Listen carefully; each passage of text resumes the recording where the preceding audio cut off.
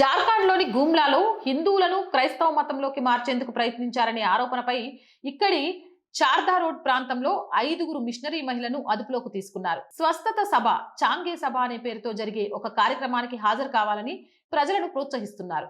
సిసైలోని కుమ్హార్ mode ప్రాంతంలో ఇండ్లకు వెళ్లి ఈ సమావేశానికి హాజరైతే వ్యాధుల నుండి విముక్తి, అద్భుతమైన ఆరోగ్యం మరియు అద్భుత ప్రయోజనాలు లభిస్తాయని చెప్తూ ప్రజలను ప్రోత్సహిస్తున్నారు.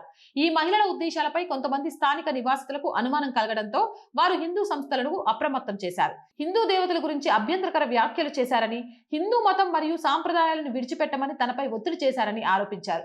బజరంగ దళ్ మరియు ఇతర సంస్థల కార్యకర్తలు సంఘటనా స్థలానికి చేరుకొని నిరసన తెలిపారు.